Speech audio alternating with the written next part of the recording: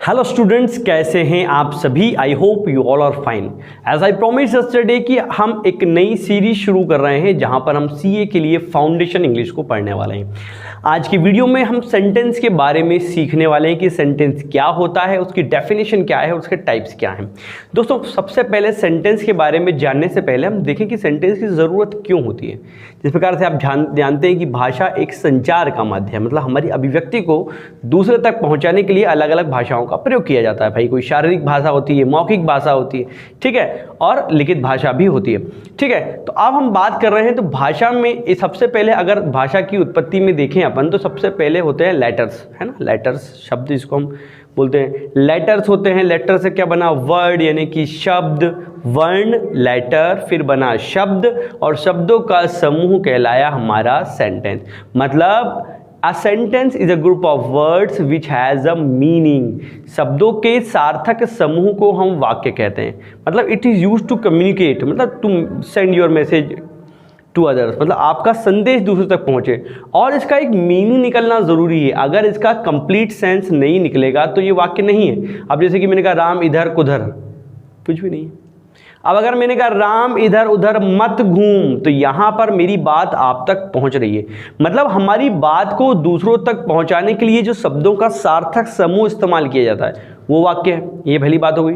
दूसरी बात, क्या एक लेटर या एक वर्ड अगर बोलूँ, क्या एक वर्ड भी वाक्य हो सकता है? बिल्कुल हो सकता है। जैसे कि मैंने कहा आर यू फीलिंग हंग्री या आर यू हंग्री, आपने कहा यस, तो आपके यस से आपकी बात मुझ तक पहुंची, तो ये भी वाक्य का एक भाग होगा। समझ में आ गई बात।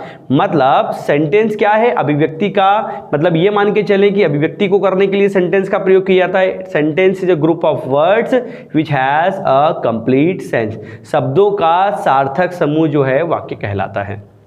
ये बात आपको समझ में आ गई होगी। मतलब अव्यवस्थित क्रम में जमे शब्दों के समूह को हम वाक्य नहीं कहेंगे। ये बात आपको ध्यान में रखनी पड़ेगी। अब एक सेंटेंस की फॉर्मेशन कैसी होती है? भाई, सेंटेंस में क्या होता है? एक सब्जेक्ट होता है, एक वर्ब होती है, ऑब्जेक्ट होता है, और अदर वर्ड्स भी हो सकते हैं। सब्जेक्ट आप जानते हैं, सब्जेक्ट यानी डूअर, जो काम करे वो सब्जेक्ट है। सब्जेक्ट जो काम करता है उस काम को हम वर्ब कहते हैं। नॉर्मली सब्जेक्ट में क्या हो सकता है? एक नाउन हो सकता है, एक प्रोनाउन हो सकता है, कोई इन्फिनिटिव सब्जेक्ट हो सकता है, कोई जीरंड सब्जेक्ट हो सकता है। वर्ब मतलब जो हम काम कर रहे हैं, जैसे कि मैं पढ़ा रहा हूँ, पढ़ाना, आप पढ़ रहे हो, पढ़ना, मतलब जो भी हम काम करते हैं वो काम एक वर्ब होती है। आई थिंक समझ में आ रहा होगा। अब थर्ड इंपॉर्टेंट बात क्या है वाक्य की? वो है ऑब्जेक्ट। ऑब्जेक्ट यानी क्या होता है? कर्म, जिसके ऊपर काम होता है। मतलब कुल मिला के सब्जेक्ट के द्वारा किए गए कार्य का असर यानी कि प्रभाव जिस पे पड़ रहा है दोस्तों, वो है आपका ऑब्जेक्ट। अब ऑब्जेक्ट क्या हो सकता है? कोई नाउन हो सकती है, कोई प्रोनाउन हो सकता है, कोई कॉम्प्लीमेंट हो सकता है जो कि ऑब्जेक्ट का काम वहां पर कर रहा हो। ठीक है, ये चीज समझ में आ गई होगी। एक बात और मैं आपको बताना चाहूंगा। अच्छा, एक बात बताइए, क्या बताइए कि अंग्रेजी में कितने अल्फाबेट होते हैं? आप बोलेंगे 26। यही आपका जवाब है ना, तो वो है रॉन्ग। अल्फाबेट तो एक ही होता है। अल्फाबेट यानी क्या होता है? वर्णमाला। तो वर्णमाला तो हर भाषा की एक ही होगी ना। हिंदी में अनारामी होते हैं ना, इंग्लिश में ABCD, वो 26 क्या है? Letters. There are 26 letters in English alphabet. तो अल्फाबेट कितने हैं? एक, और लेटर कितने हैं? 26। ये ध्यान रखिएगा, जनरल बात। ठीक है। अब सेंटेंस को समझने के लिए मित्रों दो भागों में मैंने इसका वर्गीकरण किया हुआ है। वर्गीकरण यानी क्लासिफिकेशन जिसको कहते हैं। पहला होता है आपका क्लासिफिकेशन 1 और क्लासिफिकेशन 2 मैंने यहां पर करके रखा हुआ। ठीक है। सबसे पहले अगर मैं बात कर लूं तो पहला है असर्टिव या डिक्लेरेटिव सेंटेंस। यहाँ क्या होता है?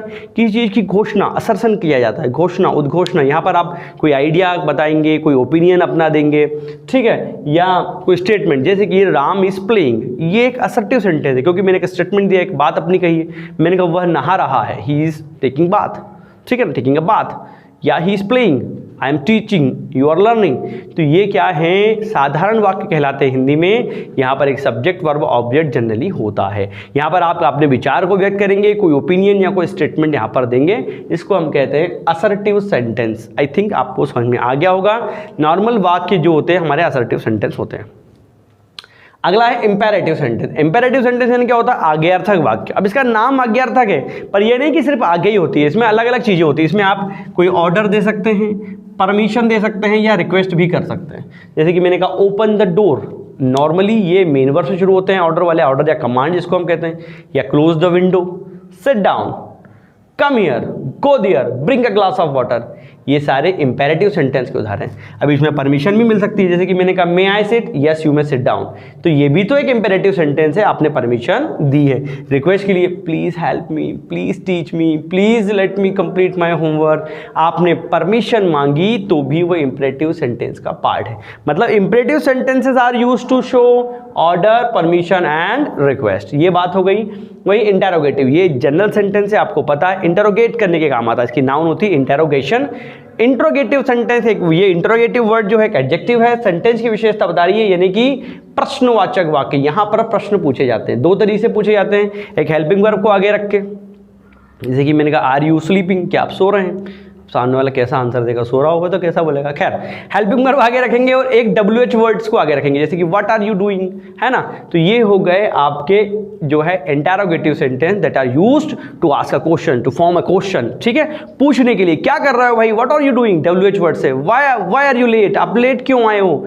तो दो प्रकार से बना सकते हैं, एक हेल्पिंग वर्ब को सब्जेक्ट के पहले रखकर, दूसरा WH वर्ड को हेल्पिंग वर्ब के पहले रखकर, जैसे कि मैंने कहा आर यू इल, अब मैंने पूछा वाई आर यू इल, क्यों बीमार हो भाई, क्यों थक गए हो, इस प्रकार से, ठीक है। तो ये हो गया इंपेरेटिव इंटेरोगेटिव सेंटेंस। अगला है एक्सक्लेमेटरी। एक्सक्लेमेटरी सेंटेंस का मतलब होता है दोस्तों विस्मयादिबोधक, सडन फीलिंग्स को दिखाता है, मतलब it is used to show sudden feelings of distress, happiness etcetera.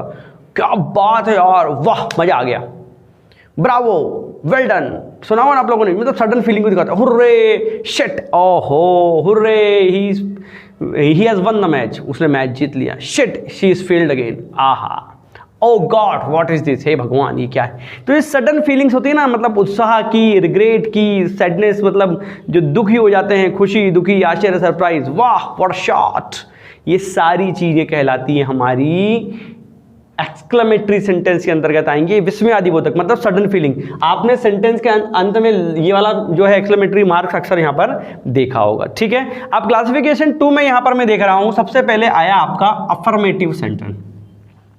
Affirmative sentence basically देखा जाए तो वो असर्टिव सेंटेंस का एक पार्ट है, ठीक है, क्योंकि यहां पर अब ये असर्टिव सेंटेंस के अंतर्गत हम दो सेंटेंस रखते हैं। असर्टिव सेंटेंस के दो पार्ट हैं, एक अफर्मेटिव और एक नेगेटिव। मतलब आप कोई बात को अफर्म कर रहे हैं, जैसे कि आर यू टीचर, हाँ yes I am a teacher, तो ये स्वीकृति मैंने दी है। और वही बात अगर मैं मना कर दूंगा कि भाई I am not a teacher, तो मना किया है तो वो कहलाएगा हमारा नेगेटिव सेंटेंस, यानी कि नकारात्मक भाग। मतलब ये अफर्मेटिव और नेगेटिव, अगर मैं कहूं कि असर्टिव सेंटेंस के दो भाग हैं, उसकी जो सब ब्रांचेस हैं, तो वो ठीक होगा, ठीक है ना। अगला जो है यहाँ पर आपका इंटेरोगेटिव सेंटेंस, प्रश्नवाचक वाक्य के अंतर्गत यहाँ पर आके जो लिखा हुआ है, मैंने यहाँ पर इंट्रोगेटिव सेंटेंस के बारे में मैंने आपको यहाँ पर भी बता दिया है।